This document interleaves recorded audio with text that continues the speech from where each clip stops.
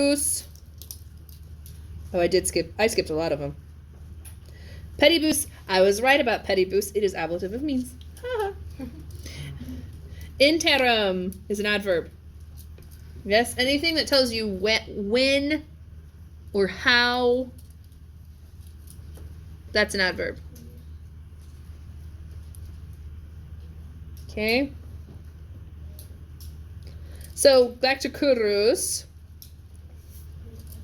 Identify the form and use of kurus. This is fourth declension. So that us is deceptive. But it is accusative direct object with conlocant.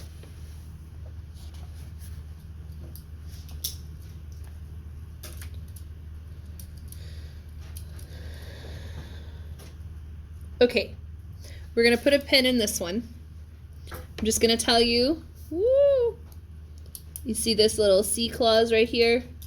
Sort of like an if-then statement. Mm-hmm. We call that, okay, this particular thing right here with praemantur and habeant is a future less vivid clause, a future less vivid condition. I know that means absolutely nothing to you right now. Just put it down there so you know what to call it. And you know that one is future less vivid. It is subjunctive. It is a subjunctive thing. There's future less vivid and there's future more vivid. Okay? And I will get you some materials to help you figure out which one is which. Okay? I don't have them prepped for today. I thought I did, but I do not. I cannot find them. So I have to find them / recreate them. Okay, so that's a future less vivid. And then that's why habeant is subjunctive. It's subjunctive in the apodosis of a future less vivid condition. Apodosis is the fancy word for the then clause. Okay. Equituum. Okay. So equituum is a genitive of possession. Do you guys know who is still our subject all the way down here for Preistant? It is actually the charioteers from all the way back in sentence 1. Esidarii. It actually never says Esidarii, but it is the chariot drivers. Okay. All right. And find a result clause. Oh, so that is perfect subjunctive.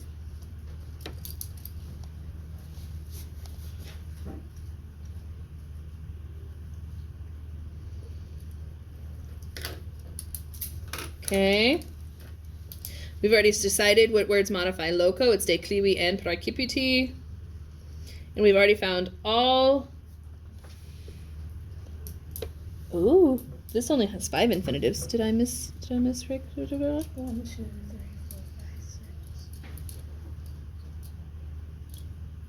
No, this book is wrong.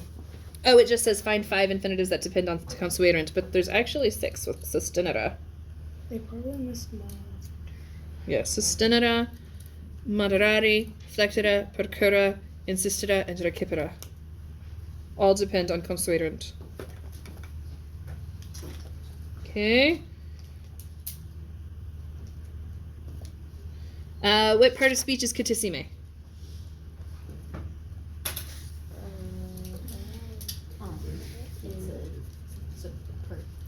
Adverb. It is a superlative adverb. Very good. It's a super adverb.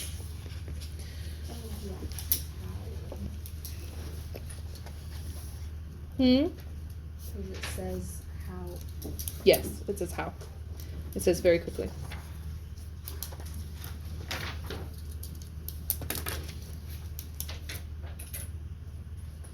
He was on top of it. I wrote in these notes. Super what? Super adverb.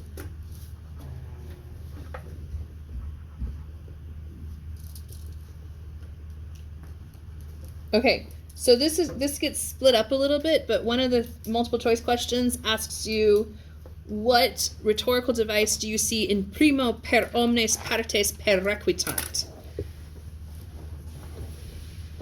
Your choices are alliteration, metaphor, asyndeton, or hyperbole. Whoa. Alliteration. Very good. Ever see the Ow. this? Pew, pew, pew, pew, pew, pew, pew, pew, Oh, so there's space horses. pew. Cohen says so. There's space horses. Line 26. Sorry, that's the line numbers don't line up. Translate this cum for me. Cum. If it's temporal, this one right here. When. When. Very good. How do you even know this? Because it's indicative, and whenever it's with an indicative, the only choice is when. Oh, we wrote it down. Pedibus is translated on foot. Yes. Palatim is translated. Your choices are a little, on foot, little by little, or for the most part. Little by little. Very good. This is getting very confusing, but hopefully you'll be able to figure it out. That one goes with that one. There you go. The phrase ita curus colloquunt ut introduces a purpose clause, a result clause, a conditional sentence, or a relative clause. A result clause. Very good. See, right here. Ut. The condition starting with C down through habeant is a present contrary to fact, simple condition, future more vivid, or future less vivid. Future less vivid. Future. Very good. And I know you don't understand why. Right now you just know that it is. Magic Latin reasons? Okay. All right. Memorize and move on. Is decoding Oxford. Well, unfortunately for the AP test, yes. If we didn't do AP, we would be speaking and we would be using lots of examples and learning how to do it on your own, but that is not the way. So, petitum. What case is petitum? Right here. It is genitive. Very good.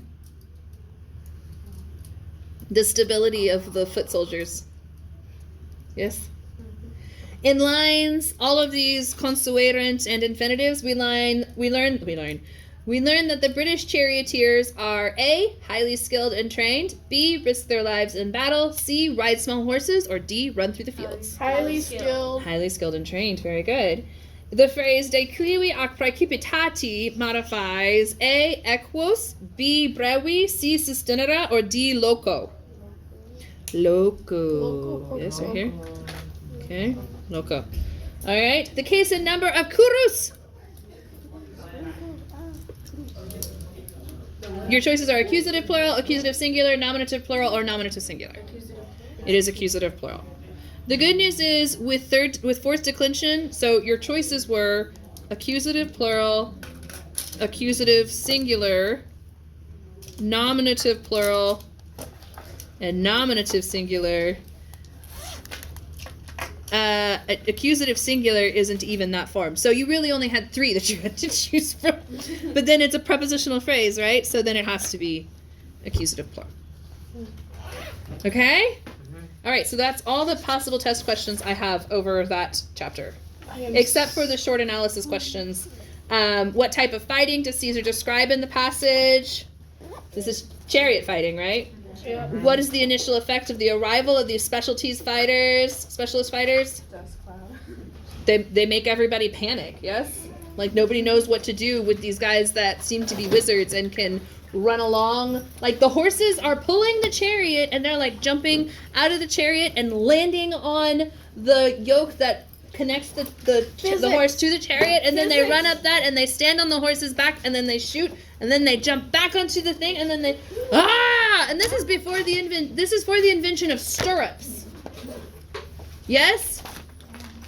Is it what? Stirrups. There's so many colors. Stirrups? What? The horsey riding thing. When on the saddles you put your feet in the those stirrups? Oh. Oh my goodness, children. Sorry, I don't I know know what the- horses. I know Wait, what we live in Oklahoma. I shouldn't have to tell you what stirrups are. Asian. Look, I don't know. I know what those words. I just All of that. look. I know what those are. I just didn't know the names. Saddle stirrups. That stirrups. They're called stirrups. That yeah. You should actually look up the history of stirrups. They were invented, I think, by the Mongols in like 1000 AD, like a lot later than you would think. Yeah. Oh, yes. Yes, the Mongols. I could be wrong. I could be very wrong, but I- 2005 Whipple has a distant memory of stirrups being Mongols. Bye, guys. You too, darlings.